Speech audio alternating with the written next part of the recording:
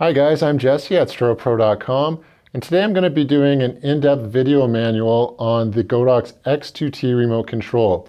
This is the updated version of the previous one, which would have been under Strobepro as the XT or under Godox as the X1T. So there's a couple new features that we want to show you, a new Bluetooth functionality. Let's get in depth and show you what it's all about. So just so you're aware, the Godox and Strobepro, these controllers are fully compatible with all of our speed lights and strobes, so you don't have to worry one or the other, whether it's Godox or Strobepro, they're going to work with each other. So looking at the new X2T controller compared to the previous version, you're going to see a couple of new things.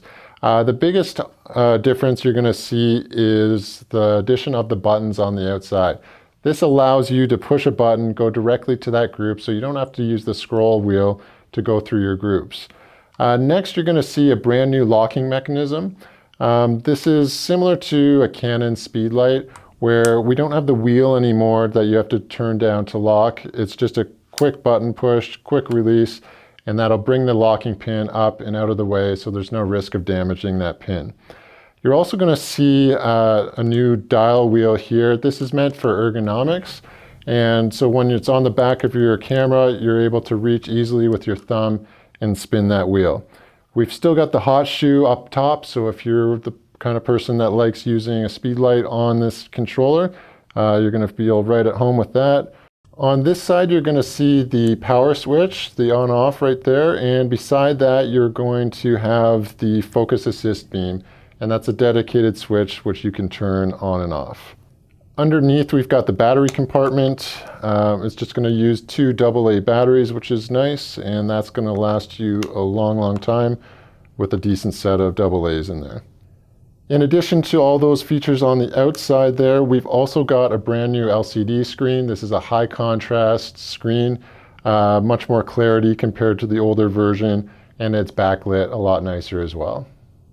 Those are all the features on the outside of the controller. Let's get inside the menu system now, take a look at all the new features, all the new custom functions, and get in depth right now.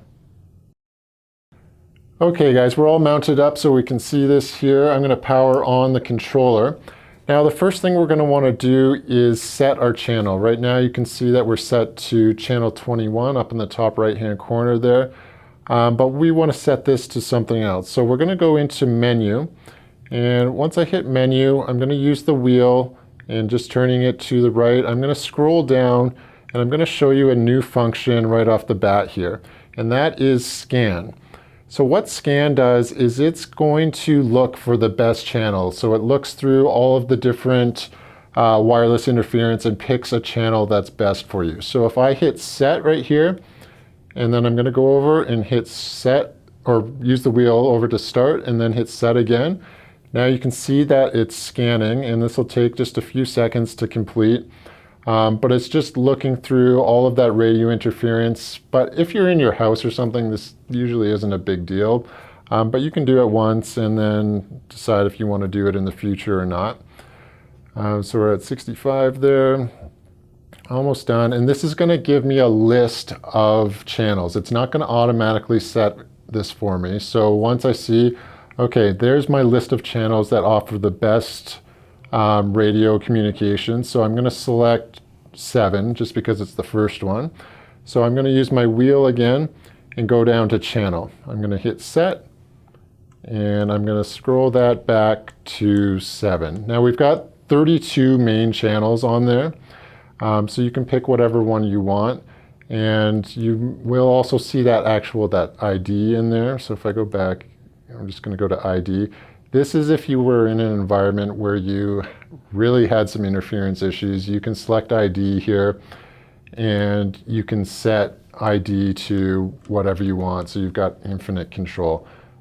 99% of people are not going to use that ID, so I'd recommend just leaving the ID off. So we've got our channel set to 7. I'm going to hit the menu button again and we're back out to the main menu. So now that we've got our channel set, the most important thing we need to do is make sure that all our other flashes are set to channel 7 as well. If they're not going to be able to communicate. So channel is important. We can switch whatever group we want, but they all have to be set to channel 7. If you happen to set an ID in that previous step, you're also going to need to match that ID if the flash that you're using has that enabled. Okay, so let's assume that we've got two lights that we want to control independently. So I'm going to set one of those lights to group A and the other one I'm going to set to group B. Now on my controller, I've got the new buttons up on the top, which is great. So I can just go, I can highlight A by pushing the button, or I can highlight B quick like that. But once I've highlighted a group, so in this case A, we're going to hit the mode button. So the double line right now means it's off. If I push it once, we're in TTL. If I push it again, we're in manual. And there's also a third mode, which is multi-burst mode, which I'll show you in a few minutes here. But let's just say we want to start on TTL. So TTL is through the lens, or you can essentially think of this as automatic mode. From automatic, what I can do is I can add exposure compensation, and that will go +3 stops or -3 stops. So if you take a shot and your camera is setting the power level, you don't like it, you want to add some more power to it, you can use the dial here to overcompensate that, or you can underexpose it as well. TTL is great, but most of the time you're probably going to be shooting in manual. So to get back there, we've got A selected still. We're just going to hit the mode button and we can flip over to manual. Now, to control the power, all we're going to be using is the wheel just down here. So we can roll all the way up to 1/1, which is always going to be full power. And we can go down to, on this one, I would set right now to 1/28. We can also go into the custom functions, which I'm going to show you in a little bit here. And we could set that down to 256 if your light is capable of doing that. And a new feature is we can also adjust this in 1/10 increments instead of 1/3 that we have right now. So by default, it's usually going to be in 1/128 and 1/3 increments, but we can change that if needed. So let's say we want to add our second light in now. So we're going to highlight our B group, and just like we did last time, we're going to hit the mode, and we could leave it in TTL, but we want to go to manual mode here as well. So let's say we've got B as our main and A as our fill, but we want to adjust them both an extra stop. Rather than going into each group, we can do that with a new feature called All. So I want to just set my B group. I don't want anything highlighted there. So if I hit set, you'll see that goes away. Now I can see the All right beside set. If I hold that set button, you're going to see everything highlights. So now I can dial this up, and they're going to move in the same increments. So now I'm 1/1 on B and 1/64 on A, and you can see they're going down in third stop. So that's just a quick new way to adjust all of your lights at the same time. And if I want to get back out of that again, I can just hit the set button, and now I'm back to manual control. I can highlight whatever group I want. But just remember, if you want to use the All, you have to hit the set button to get out of there first. So you might notice that we have A, B, C, D, E buttons up on the top, but on our screen we're only showing A, B, C. Now there's a couple of ways that I can get to those. I can just hit the D and E button on the top here and it will get to those. Or if I wanted, I can scroll the wheel and it's going to highlight those just so I can take a quick look what my power level settings are.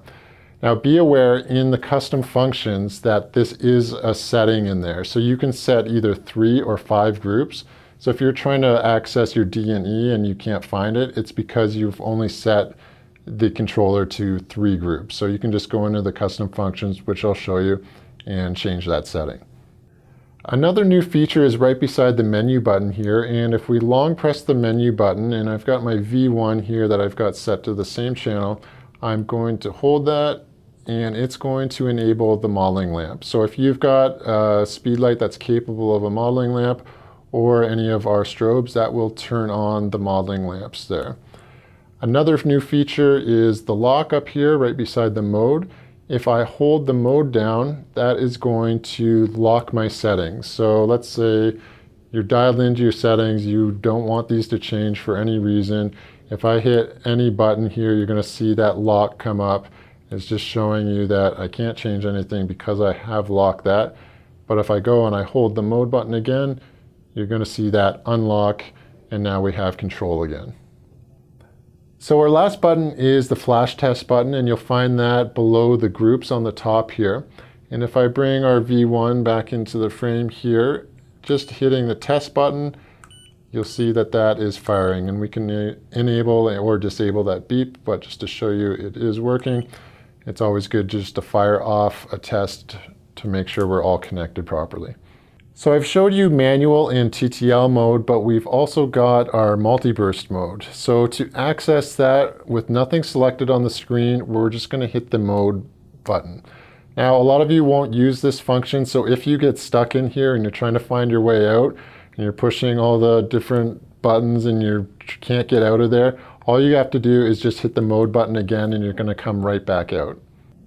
Okay, so going back in, we go into multi-burst mode. So one thing to get clear right off the top, that this is not designed to set your camera to continuous high and just burst off infinite number of shots with your flash. This is designed as a one-shot long exposure, and you're going to have multiple bursts of flash in there in that one shot. So for example, a skier going off a jump, you're trying to capture the sequence of them doing a 360 or something, and you get 20 different movements in that single shot. So that's what this is all about. So what we want to do is set our power first of all, and I'm going to do that by pushing the set button, and I can adjust the power.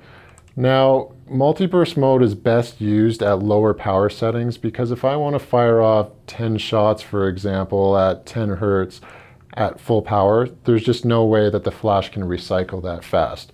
So you're going to be limited to lower end power levels, but you can experiment with that and see what you can get off on the different power levels. So now we've set the power. I just hit the set button again there, so that'll cycle us through if you accidentally go too far. Hit set. Now we're down to our hertz, and hertz is the number of flashes within 1 second. That doesn't mean you're going to notice these all because they go really fast, but we're going to set that, say, 15 hertz here. And again, I'm just using the dial to change that. And I'm going to say we want to have 10 is actually a good number. We'll set that at 10. And now what I'll do is I'll bring back our V1 here. And if I hit the test button, you're going to see that firing off 10 times at 1/128th power in 15 hertz. Now the other thing we can do here is add this into our other lights. So we have A on, but we could go to B as well, and I'm just pushing the button up on the top, and I can hit the set button there. Actually, no, I'm going to hit the mode button, and that's going to turn it on or off. So let's say I want A on, B off, and I want C on as well. So there you have it. You're not going to be able to individually set these for each flash. It's going to be one group setting applied to all of the flashes, and you can just turn on each of those flashes as needed. So again, to get out of the multi-burst mode, just hit the mode, and we're going to, we've got to make sure that we've got nothing selected like I didn't have there. So just hit set mode, and we're back out. And if you want a closer definition, you can go into the manual and you'll see the chart which outlines the hertz and the number of flashes ratio according to the different power levels there as well. Okay, so we've gone through all of our modes there. We've got manual, TTL, multi-burst. Now we've got some kind of cool functions inside the custom function set. So what I'm going to do is hit the menu button here, and we're going to start off somewhere along here. I'm going to start off at the top here, which is normally by the ID and the scan. So we already did our scan when we set our channel here, but again, you just go to that, hit set, and then we can go either start or off. And again, to back out of any of these settings, we just hit the set button and it's going to go back one menu. We've got our channel, which we already set to 7 earlier. Then we've got our ID, which just gives us those extra channels if we needed them. Now our PC sync port, this is our first setting here. If I hit set, we've got in and out. That's just the PC port on the outside. We can either use it as an input or an output. Typically, it would be left in input. If we hit set, we'll back out again, and I'm just using the wheel to scroll along here. Delay is a flash delay.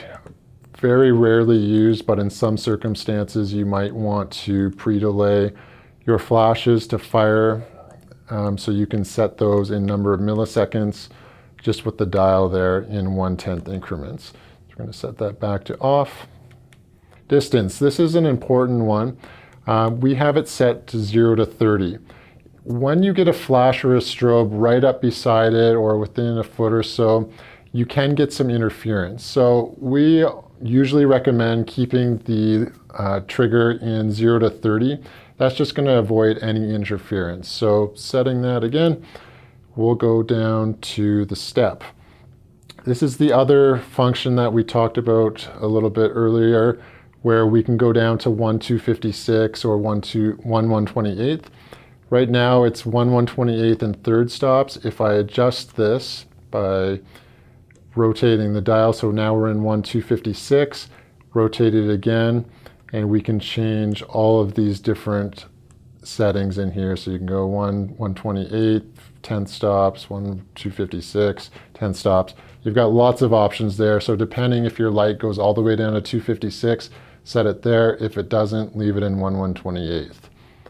Now going to the next one, we're going to see our group. And again, earlier we talked about that, having 3 or 5 groups displayed. So if you lost track of your D and E group, that's because you were set in 3 groups only. So by default, I would normally just set that to 5 and leave it there. Standby, we've turned that off just for the video so this doesn't shut off, but we can adjust this to go to sleep if we want to. The light here is the backlight, so I can either have it always on, off, or on 12 seconds there. And we're going to leave it on for the screen to be able to see it on the video here. Scrolling down to LCD, this is LCD contrast. I don't think it makes a huge difference, to be honest with you, but you can go +3 or -3 on the contrast. Normally I would just leave that on 0. Now we have sync, so we have normal sync, we have high-speed sync, which most cameras will automatically activate. So unless you have an older camera that's not compatible, you don't need to go in and set this. And we have rear curtain sync as well. So normally I would just leave it in first curtain and keep it set there. Going down, we have Bluetooth, and we're going to get into this with the app in a minute, but you can either set that on or off. And our beep, this can be annoying sometimes if that beep is always going on and off. I would normally set it to off, but if for some reason you want your flash or your strobe to beep each time it recycles, then you can set that right there.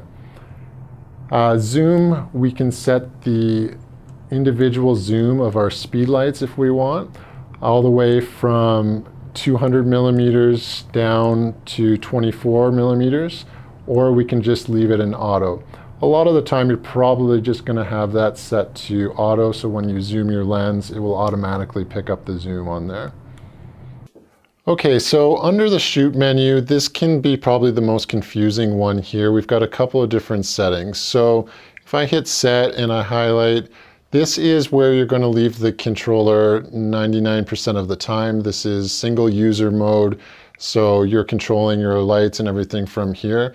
The next one down, you're going to see 3 little people there. That is group mode. So this is where you would be using multiple controllers to use on one light. So for example, you're shooting a wedding, you've got a strobe set up in the reception hall, you're both walking around and you both want to be changing power settings, and you want the most current setting going to that strobe. So that's where you would leave this, although it does use a lot more battery because it's constantly sending and receiving the signals. So if you're shooting in group, then you would want to use that. The last one is the most confusing here. So if I hit set again and go down to app, Previously in other controllers that don't have Bluetooth, this was used to connect to the smartphone app. But because this controller now has Bluetooth, it's really not something we're going to use to connect. But what you can do is set this controller to app mode if you just want it to be a dummy controller. So it's just going to send a firing signal in this. You're not going to be able to control the power when you're in app mode here. But if you were at an event and you don't trust your second shooter to be able to control the power properly, then you would set their controller in app mode and you would have power control on yours. So you're not going to get those settings affected by anyone that's set to app mode.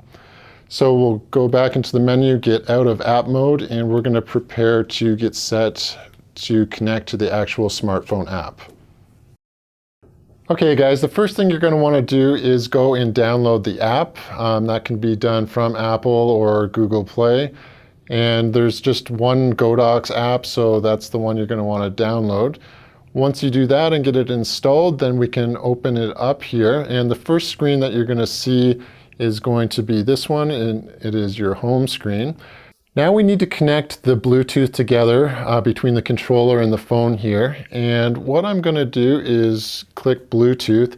Now I've got a bunch of Bluetooth devices listed there, and I need to know which one am I connecting to. So if I go back to the controller and hit menu, under the Bluetooth menu, we've already enabled that previously. And I see this number down at the bottom there ending in C655. So I'm just going to find that in my list here and connect that. And what's going to happen is it's going to ask for a password. So the password is always going to be 6 zeros. So 1, 2, 3, 4, 5, 6. Then just hit enter. And it is now connected. You saw the screen on the top. Go back to the main menu there. And we're ready to go. Now that we've connected the phone and the controller together, we can go into our flash menu. Now there is one more step that we need to do to connect. If you notice on the controller, it has gone back to channel 1, and on here on the app it's showing channel 1. That's because the app is automatically going to default to channel 1. But if we remember from before, we were set to channel 7. So all our lights are on 7. We don't want to go back and change all those. So all we're going to do, hit the channel, and then we're going to hit 7. And you can see when I back out, it changed the controller back to 7. Now this is on 7, so everything's going to be connected. And what you can do to make sure that you are actually connected, have your flash turned on. I've got a V1 here, and I'm just going to hit the test button, and that's firing, so I know we're properly connected. Okay guys, so we've got a bunch of numbers here. Don't get overwhelmed. It's actually quite easy to understand. So if we look at the top here, this is the main power control. So this is going to adjust all of our groups in the same increment. So if I hit the plus here, you're going to see everything changing in 1/3 increments there, depending what we have set. So that's a great master kind of control if you want everything to move together. If we want to individually control, we're just going to tap whichever group that we want. So we had group A here. And now we have individual control of that group up top, and we've zoomed into a few more menu features here. So we've got standby on the top. That is basically just going to turn that flash off. We don't want to do that right now. Then we've got our modeling lamp. I'm going to show that in a second here. Don't worry about the sound being disabled right now. This is our beep if we want a recycling beep on. I'm going to show you how that works in a second, because right now I can't control that, but don't worry about it. The thing that I can control though is our mode, and that's probably the main one that we're going to want to control. So right now I'm in manual mode, but I can also flip to auto, which is TTL. So just like before on our controller, we can add exposure compensation. So I can go here and I can do +3 to -3 stops of exposure compensation if I want to there. Minimum power down in the bottom here. So it's set to 1/28 right now. We can actually grab that slider or use the minus button here. And if your lights go down to 1/256, then you can go down there. This will actually go to 512. We don't want to set that there. It is not going to make your light go down to 512 if you set it there. So for this light, we're 1/128th, and those are the main settings in there. We're going to go back to manual here, and let me show you quickly about the modeling lamp. So the modeling lamp has to be turned on as a general setting. So up on the top here, we have modeling lamp, and if I hit that, it basically turns all of the modeling lamps on. It just turned our V1 on here. But if I go back in, now I have modeling lamp. I can individually turn it off and on, which is nice. If you're using a strobe, for example, you have proportional mode here, or I can set the percentage if I want, 2500, set it wherever I want. So you're only going to get that modeling lamp control if we've enabled it on the master setting up here. And if we have them all on, this would either turn them all off or all on that master control. So just the same way we controlled the modeling lamp, the same goes for the sound up here, and that's our recycling beep. So that will turn them all on or all off on that control. But now we can go in individually and we can go to the sound and turn that on and off on an individual level once we've turned the master on up top.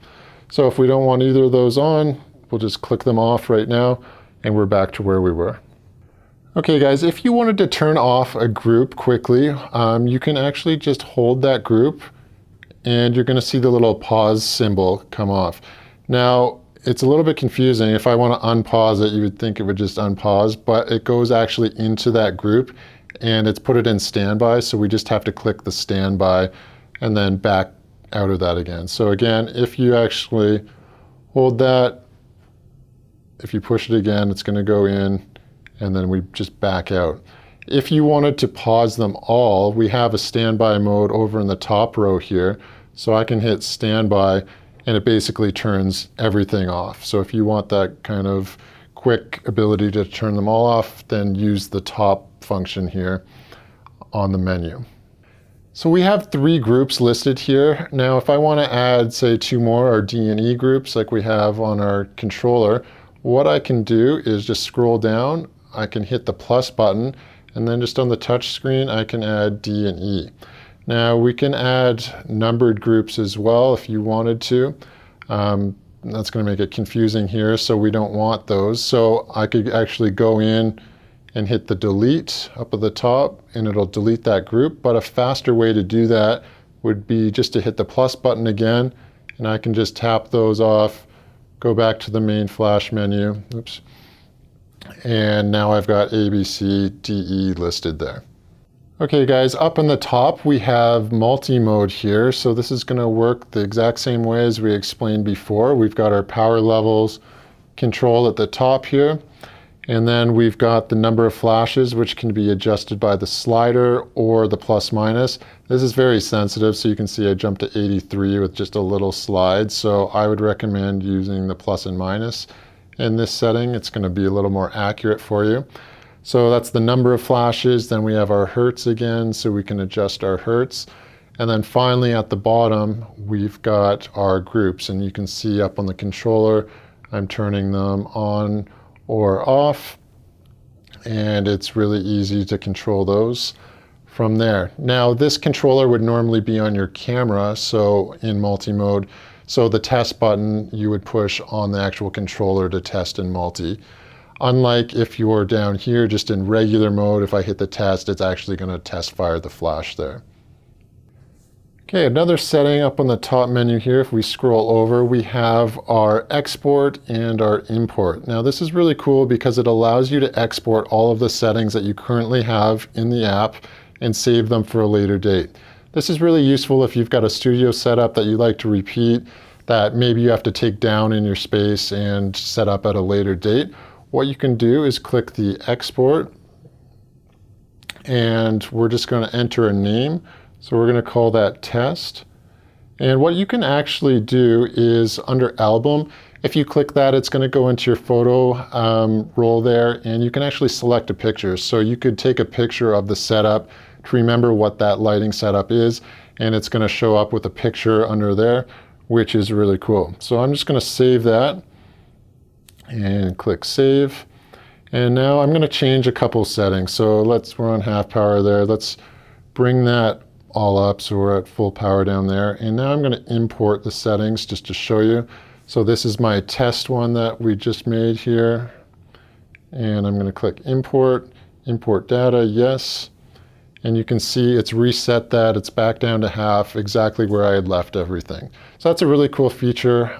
You can make tons of different lighting setups if you want and recall them quickly and easily. A couple just custom functions that we can go into here. If we just go back to the main menu, the home menu there, and click setting, and we go under flash, that's all we're going to be concerned about in this video. We have our step styles, so we can go in and do 1/3 or 1/10 increments if you want. Group amount we can set to 3 or 5, but I showed you how to control and add multiple groups anyways in there. And then we've got our power display as well. So we can do fractional, so like 1/1, half, whatever. If we wanted to go to decimal, that's going to show it as like 8.0, 7.0 that way. I recommend leaving it in fractional. And then we can just get back out of there. And those are kind of the custom settings that we're concerned about there. Okay guys, the last thing I want to show you is the camera function, and if we access it we can hit camera up there to flip back and forth between the two modes, or from the home menu we can actually click camera as well, and that'll take us in there. So that's showing my phone camera. Now this may not be compatible with your phone. Check the manual here for the most current listed phones that are compatible with this, but you can just try it out as well and play around with it. Not every feature on here might be available for you, but let me just show you a couple. I'm not going to get too in depth for you here, but on the top left here we have auto white balance, so we can set to any white balance we want there. So I can do tungsten, I can set to flash, I can do whatever I want there. Pretty self-explanatory. We're just going to leave that in auto for right now. Here is exposure compensation, so I can grab that and adjust it up or down as needed. Down in the bottom right here, we have JPEG and RAW, so we can select the format that we want. And over here we have our settings, so I can actually take control of my iPhone camera. I can select my shutter speed down here on the bottom, which is kind of cool, and I can adjust my ISO up on the top. Now your camera may not allow all of these settings again, but you can go in and play around with that and see what's going to work for you. Up on the top, this is going to turn your LED light on and off for your camera there. And we've got a self timer, which is actually kind of useful if you're going to be using this. So we can set 3 seconds, 10 seconds, or off, and it's automatically, after you hit the test, it's going to fire. It's going to count that down in the bottom right and then fire the flash. So it'll keep doing that unless we turn that off. So let's disable that. Another cool thing is we can select whatever camera, or whatever camera is on the actual phone. So if I click up here, we have 3 cameras on this iPhone. So I'm going to go actually to the front camera. I can go here and, oh, look, Kevin's there. I'll take a selfie for him, fire that off, and I can select my photo that I just took, and you can see it and make adjustments as necessary. Obviously, we didn't set that up, but it's kind of a cool feature that you can do with that there as well. From there, there's a couple other settings that you can play around with, but those are really the main ones. So experiment with those. It's kind of a fun thing to mess around with. So guys, whether you're using the main controller on your camera or you want some added flexibility using the app with your phone, this is just going to provide you a couple extra features that the main controller doesn't have.